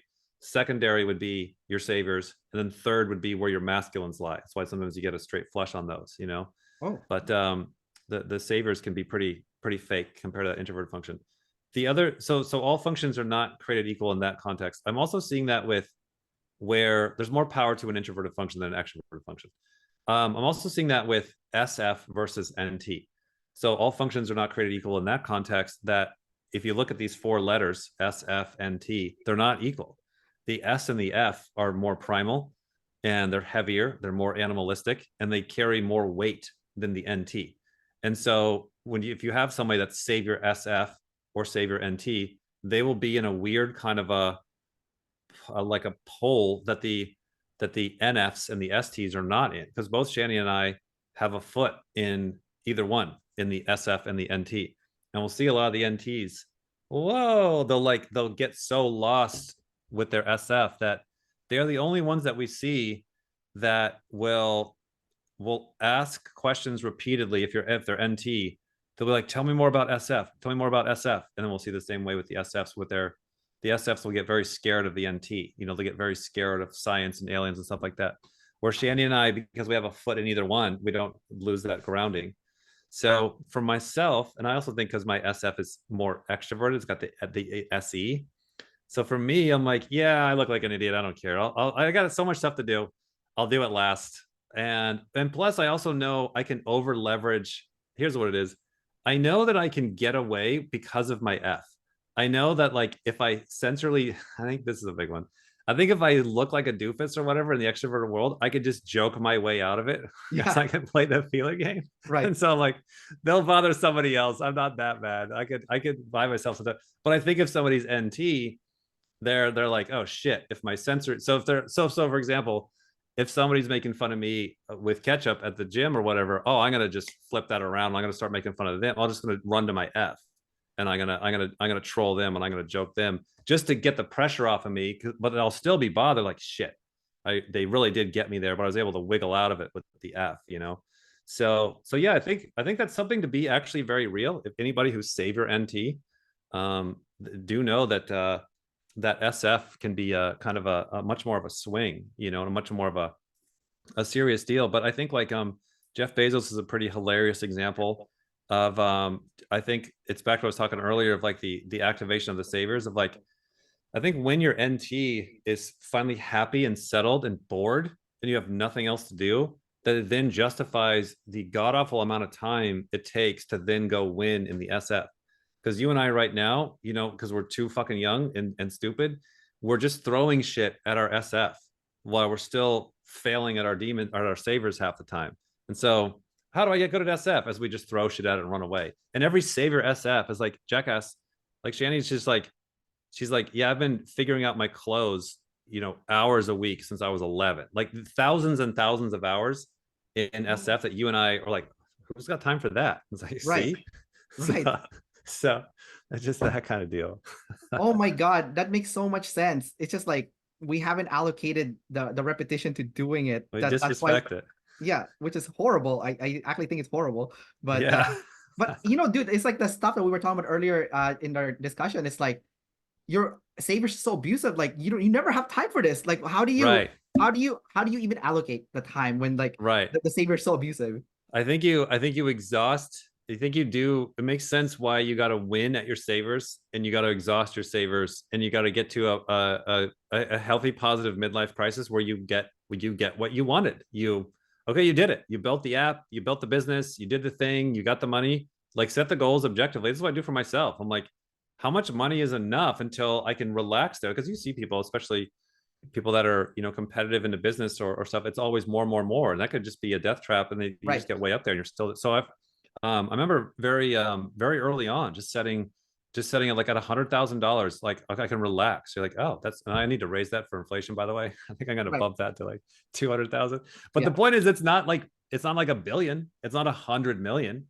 It's like I can relax of, like, okay, when I'm getting around 200,000, like, that is enough, and that's great. Set some kind of a thing, because the joke is, okay, now that I have that and saying it out loud, holding it accountable to others, that it puts the pressure back on me. Therefore, Shan can use it as leverage, where she's like, hey, you said when you'd get this done, when you reach these mile markers, that then you'd be growing over in this area. So it gives the power to the people around me to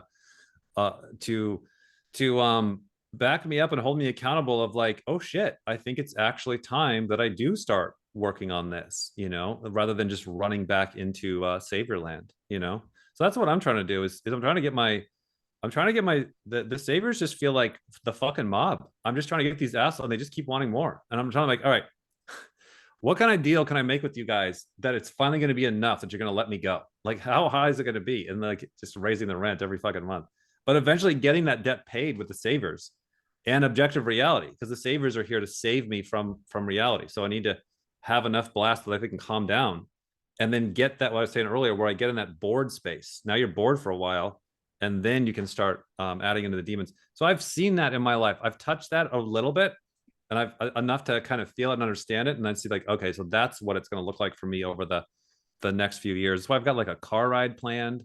Want to drive across the country. Like this is a thing. This is an answer to your question earlier. Nice. Of like what I want to do for myself consume is I there's people in Utah, LA, the Bay Area, the whole West Coast. I got a whole road trip planned of a whole bunch of people I want to get caught up with, friends and family on the West Coast.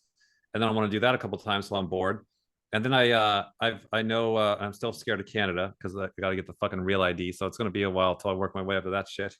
Fucking crossing the border in a fucking communist country over here. So I'll get there and then fucking fly to another country. Are you crazy? I'm gonna have to call you. Like, how are you getting all these fucking passports and travel shit? I can't even get my fucking driver's license sent to me. God damn it. So it's like, I'll work my way up there. So the next one would be, I want to go all the way to Florida and then back around. And there's people that I know that I've met from the community all over the country. And so I want to just stop by and meet people all along the way. So this is kind of what I want to do next. And it's going to happen way later than I think, but that's what I'm going to do next. Is what I want to do, And so I'm making a deal with myself of like, hey, Dick, get your fucking work done by 12, make enough money to take care of yourself and the team, have nothing to do, and also get your systems that are so fucking efficient that I can get a tablet and a laptop and type the clients and send out the profiles without mistakes consistently from a car. Why not? I'm Tim Ferriss enough. I can do that. I'm in the process of building that. And so setting that like, wait, what? I can have my blast sleep and my efficiency and take care of my people and pay the bills, and I can travel on the roads. Like, yes, you can. So creating that kind of a deal with myself, saying it out loud, putting it out there, and then also being very, very clear of what stops that is the mob won't let me go. The savers like, nope, not enough. So it's respecting that I'm going to do enough, and then I'm actually going to be allowed to go. As awkward that's going, I swear to God, I'm going to be like an hour into the drive. I'm like, this is so fucking boring. What am I doing? I want to go back to my chair. But those are the kind of problems I want to have now. I finally want to have new problems. I'm tired of fucking sleep last playing for 46 years, Right. finally starting to tap out. And the next 6 months, I'm almost there. I just got some more work to do. I got a really busy day. I got to go in 20 minutes. Just God damn it, right? Yeah. Yeah. I just want to say something funny. Shan made a video making fun of you. Saying that, I mean, she does it on every video, but like, she said that you like to steal people's food, right? So I remember when I met you back in 2019. I think it was like January, February, whatever. Yeah. It was like this Mexican place. I remember. So it's also based on what you just said. Also, so you lean over and then, because I was sitting beside you and you stole my nachos, right? And then I don't think you even know you did it. You were stealing my nachos. You were eating slow. Yeah, so you were talking too much. Yeah, you stole my nachos, and after you stole my nachos, you asked me a question, which is like, I was like, "Are you serious?" This is what I was thinking in my head, and you're like, how do you cross the border to Canada? Is like, do you just show your passport? I'm like, yeah. What do you like? What do you mean? You just show up with a passport. You show it, and that's it. There's nothing. You don't need anything. You literally just show your passport. You drive, you show your passport, and then like somehow you didn't believe me that it was that simple. I still don't. I still don't believe you. Dude, I still don't believe you. It's a toll booth, dude. It's like a toll booth. All you need is a passport. You show them, and you're in. That's it. That's it. There's no trick. There's no magic. Okay, listen. You come with me. You babysit me, and you show me it's that easy. And I'll believe you. I will. I'll get there. I'll meet you at the border. And they ask me, like, how do you know him? I'm his babysitter. Just like turning on a Zoom link, right? I just hit go and the damn video works, right? Yeah. It doesn't work for me. I can't even get my car registered. Yeah. No, no car registration. You just it's a toll booth, man. You just show up with a fucking passport. How do I get a passport? You go to the passport office, you pay the money. You show. I gotta go to the passport office. Yeah, you do. Yeah. Yeah, see right there. I don't got time to stand in line all day. No, totally, man. That's the that is the triggering sensory chaos fear. It violates the efficiency, it's that kind of stuff. It's the silliest, ridiculous stuff for me. But yeah, that's the deal right there. Yeah. Yeah, that's it, man. And I see there's a guy we follow on TikTok that's he's the same type of Shanny's dad, but probably number 4 and also consume less. And then they do some skits where he does the same thing where he steals food off of people's plates and stuff. So I do think I see that as not all consume last, but it's like if I go to a restaurant, I only am allowed to get the fastest, most efficient meal, which is the same one I got the last time. Yeah. So I'm not allowed to explore the new ones because it's going to be a waste of money and then I'm not going to like it. So if I'm not going to get nachos, but if somebody else does and I look at them like, wow, those are really good, then yeah, I'm good enough, with the people that I'm like, I can steal your nachos and get away with that. And that's how like every amazing thing I've ever had is always because they've stole it from somebody else's plate. They've had to get it first, including In-N-Out. I lived in LA for several years and never went to In-N-Out. I saw it every day. I drove past it every day. It wasn't until my friend took me there. Like I want like a year's wasted. I've had 3 years where I could have eaten In-N-Out and I didn't because I just want to try something new. How do you feel? What? How do you feel you wasted all those time? You didn't. I feel horrible. It's like literally it'll literally be a flashing regret in my mind at night. Yeah. I'm like, you're consumed last. You lost out on 3 years of In-N-Out because you wouldn't try it yourself. You had to wait for your friend Jeff to bring it to you. And do you blame your friends too for not showing you sooner? I do blame them. Yes. Yeah. Yeah. Because I've seen my consume last friend do that. Like, for example, I took them somewhere new, right? They're like, "Why tell me sooner?" I'm like, "I've been telling you for years." You know I still blame them. Yes. Truthfully, yes. I'm your friend. Like I'm helping you out with your demons. Fucking help me out. Then why are we friends if you're not helping me out where I need help? They're trying to help you, man, but you're like, yeah, that. All right, dude. Just to be mindful of time, we're gonna wrap this up soon. Do you have any questions for me, by the way? Since we did this interview, I know you don't like asking people questions, but if you had tell me more about your plans. Tell me. So you just came back from some faraway country. Yeah. And now you're in Canada for like a half an hour. And then where have you been and where are you heading out to? Oh, yeah. So I went backpacking back in 2016 to 17 for 1 year, and I visited 75 countries in 1 year, right? So, and then since then, my goal is to visit every country in the world, which is 193. But I wanted to do something different for my trip this year. So before life gets serious, like I start a family, get married, all that stuff, right? Yeah. I wanted to do something for myself. So, and also I'm getting bogged down by the tribe. I wanted just to pure sleep, consume and sleep. That's kind of that's what I wanted. So what I wanted to do different was back then I'm always going to somewhere new. So everything's new. So this year, what I want to do is go to someplace familiar. I really didn't want to do it. I wanted to go to a new country and everything was new.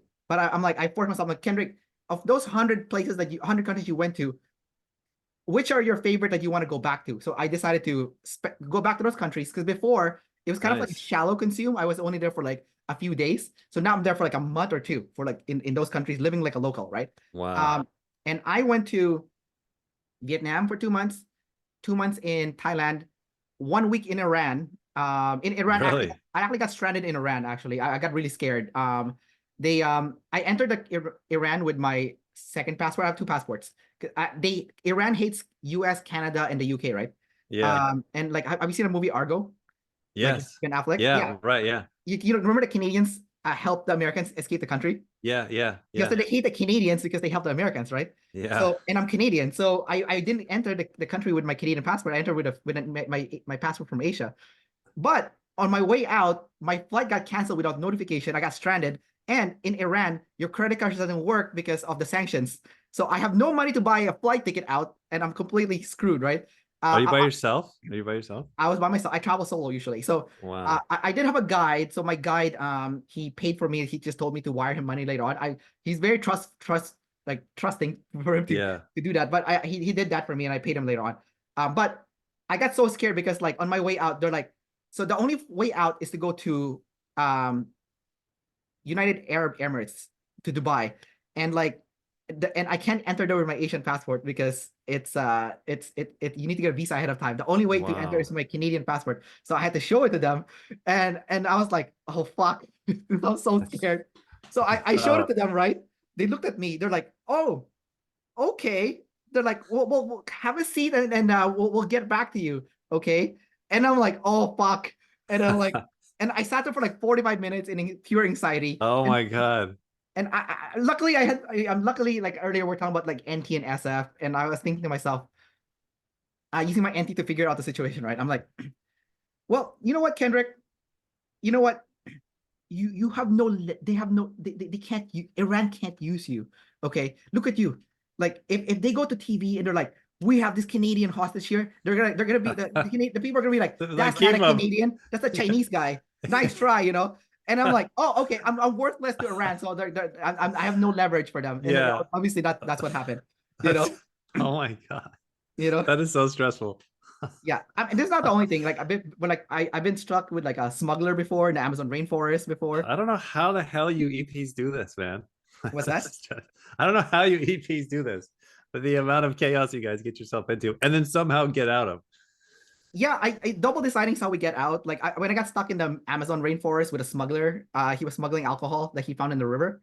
And Okay. there's no roads here, by the way. It's a fucking Amazon river, Amazon Yeah. rainforest. Yeah, so I had to like double decide. I went to like the border people who like who caught the smuggler. He got caught. That's how I got struck. I'm like, what? I was like, what kind of fucking stupid smuggler is this? You put the alcohol on the roof, like you could see it. Why didn't you hide it? Are you a what kind of fucking stupid smuggler are you? I was just thinking that, right? Are you? As you're down in the Amazon River, jumping on board with this guy. Yeah, yeah. I guess I'm also an idiot being this guy, but like, yeah, you're not safe at home in your IJ box. yeah, yeah. But at least I have a good story to tell afterwards. Yeah. But yeah. Anyway, so yeah, so yeah, so I went to Poland for 2 months too, and then so I'm back for 6 weeks, and I'm gonna go to Brazil next, Serbia. Wait. So hold on. So this is now caught up to real time. Where are you going next? I'm going to Brazil Okay. for 2 weeks with my girlfriend, and then Serbia next by myself.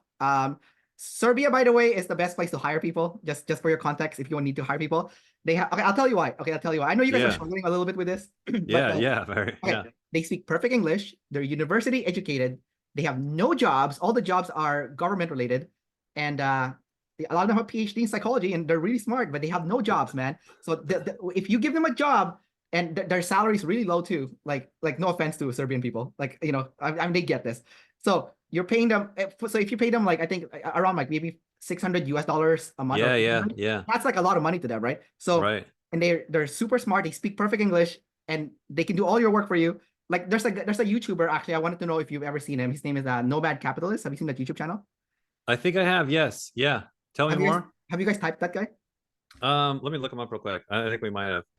Point to me on the map. Where's Serbia? Serbia? Serbia's in Europe. It's Got a map right behind you there.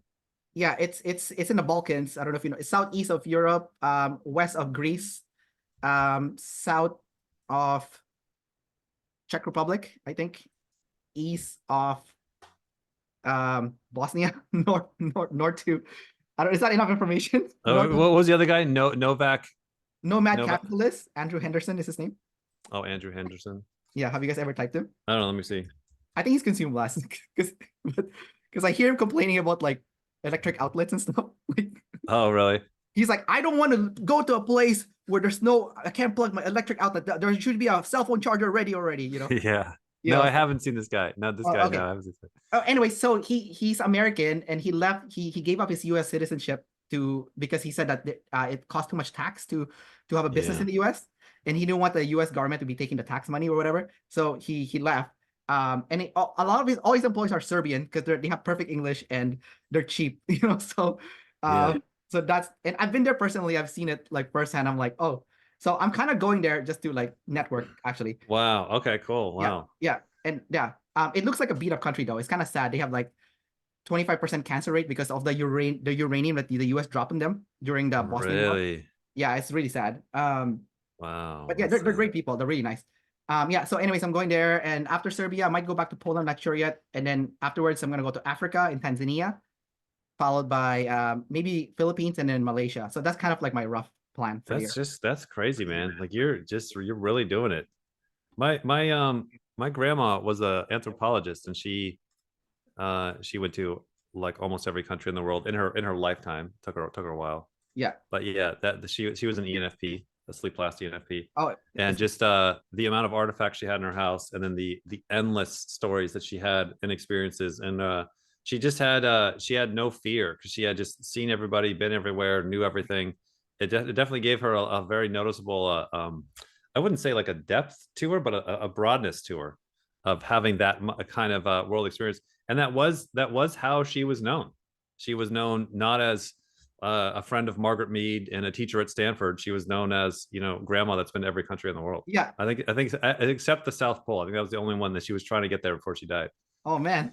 Yeah. If she was still around, like that would be like, that was she would love what we're doing. She would love the psychology and stuff like that.